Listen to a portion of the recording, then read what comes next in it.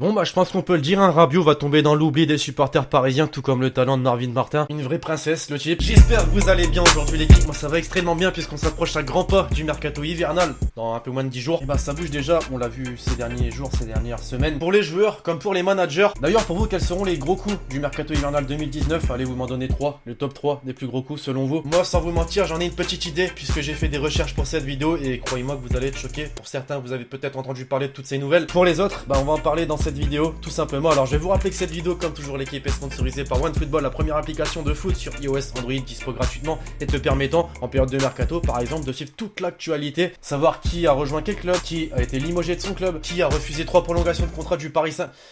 Bon, je vais arrêter avec Rabiot. Je vous mets un lien dans la description. Bien sûr, l'équipe, très important de lâcher le gros pouce bleu sur la vidéo, qu'on atteigne la barre des 3000 likes.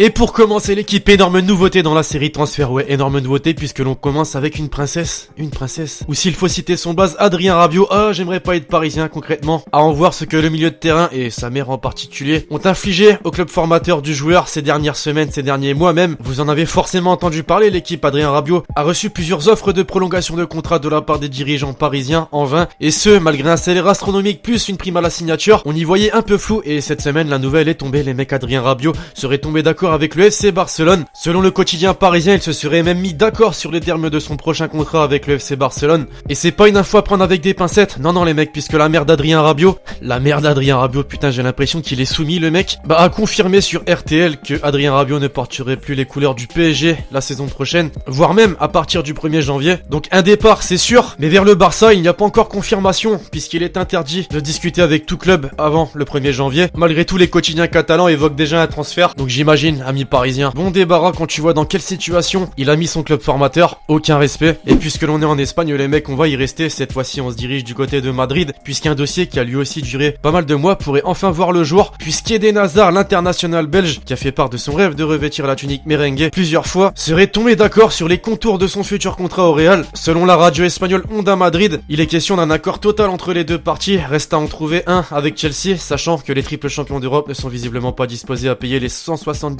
millions réclamés par les Blues. Surtout que pour rappel, il lui reste 1 an de contrat avec le club anglais. Dans la presse, on parle également de 2 joueurs qui pourraient servir de monnaie d'échange, Matteo Kovacic pour commencer ou Marco Asensio. Alors selon vous l'équipe, est-ce qu'il sera la future star du Real Madrid, l'après Cristiano Ronaldo entre guillemets? Donnez-moi votre avis en commentaire. Et puis toujours du côté de la Casablanca, c'est Mourinho qui a fait parler de lui puisqu'il a enfin quitté le club de Manchester United, quitté ou plutôt limogé par les dirigeants du club anglais qui étaient très peu et plutôt logique satisfaits des résultats du coach portugais depuis le début de la saison. C'est simple, tu regardes le classement, Manchester United 6ème de Première Ligue, ça fait mal pour un club de cette envergure. Selon El País, l'entraîneur portugais, les mecs auraient été en contact avec le Real Madrid. Selon les informations du quotidien espagnol, celui qui a officié de 2010 à 2013 à la Maison Blanche pourrait faire un éventuel retour et tenter aussi de mettre fin à la crise qui touche le club espagnol depuis le début de la saison. Après Zidane, Lopetegui et Solari, actuellement qui ne fait pas tout à fait l'unanimité, Mourinho serait la bonne solution pour le Real Madrid d'après vous? Tu me donnes ton petit avis en commentaire, bien sûr. En Angleterre, s'il y a un club où ça bouge, c'est forcément Manchester United. Après le limogeage de José Mourinho, les dirigeants du club anglais se doivent de lui trouver un remplaçant. En attendant, pour rappel, c'est Ole Gunnar Solskjaer qui a été nommé en tant qu'intérimaire. Plusieurs noms ont fait surface dans la presse, à commencer par celui de Zinedine Zidane, mais celui qui fait le plus parler, c'est Mauricio Pochettino, l'entraîneur actuel de Tottenham,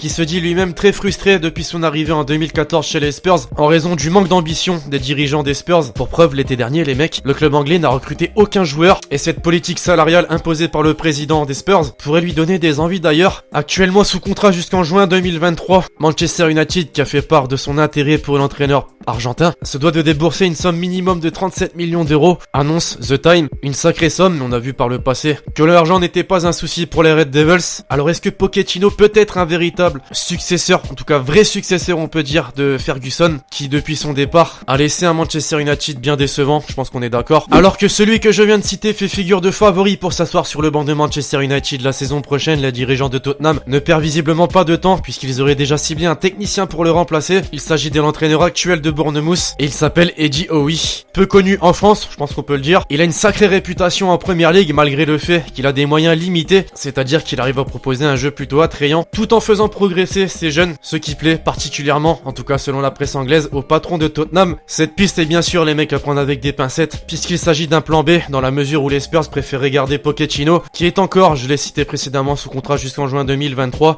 affaire à suivre donc. Et enfin pour conclure les mecs, on va se diriger en Allemagne, plus particulièrement du côté de Munich puisque le Bayern, qui a écopé d'un adversaire redoutable en huitième de finale de la Ligue des Champions, Liverpool, ça va être compliqué, les Parisiens, vous-même vous le savez, auraient, selon le quotidien espagnol Marca, accepté de lever en janvier prochain la clause libératoire de départ du latéral gauche français Lucas Hernandez qui s'élève quand même à 80 millions d'euros. Il devrait même signer un contrat de 4 saisons et aurait même effectué son dernier match avec l'Atlético Madrid puisque pour rappel il s'est blessé en début décembre contre Alaves et est absent pour un mois. Alors étonnant ou pas de voir le Bayern intéressé par Lucas Hernandez qui c'est vrai a réalisé une saison exceptionnelle en club avec l'Atlético Madrid et avec la sélection en équipe de France. Une chose est sûre, le club allemand et les latéraux français c'est quelque chose, on l'a vu avec Benjamin Pavard qui n'a finalement pas rejoint le club allemand l'été dernier et Lucas Hernandez cet hiver qui devrait faire son départ. Enfin bref, voilà l'équipe, c'est à peu près tout pour cette vidéo mercato, j'espère que vous l'avez kiffé, je compte sur vous si c'est le cas pour lâcher le gros pouce bleu, dites-moi en commentaire votre avis sur toutes ces rumeurs de transfert qui pour certaines vont peut-être devenir officielles. D'ici là, je donne rendez-vous très prochainement sur la chaîne YouTube pour de nouvelles vidéos, c'était Lexity. Ciao ciao.